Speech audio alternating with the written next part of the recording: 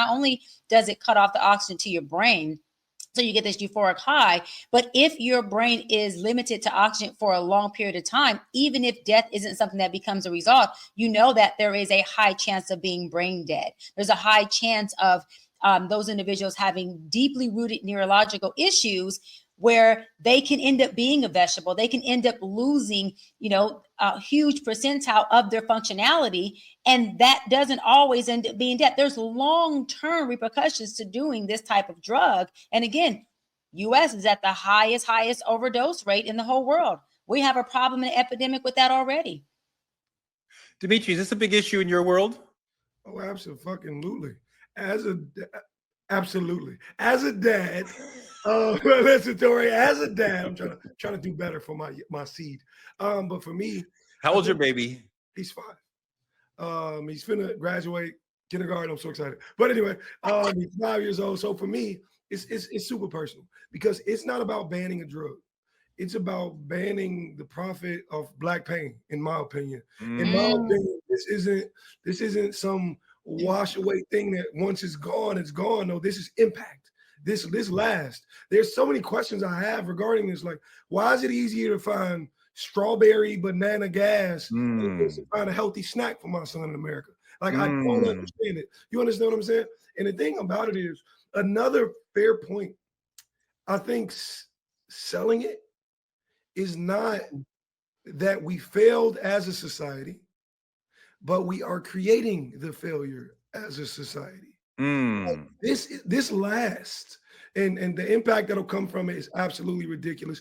Dr. B, she's just giving you all of those facts behind it. It's crazy. Dr. B, you ever get high? I do, Tori. I get high off of my workouts after my endorphins are released. I get high after some really good lovemaking because my dopamine is released as well.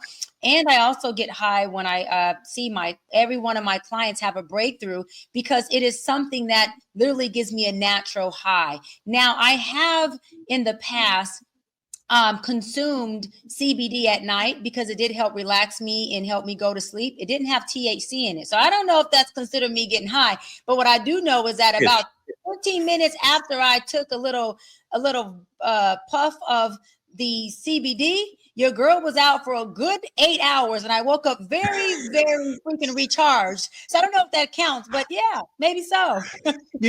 Sarah, I don't want children to be consuming things and having the getting high experience, right? Like, you should wait until you're an adult to start doing that.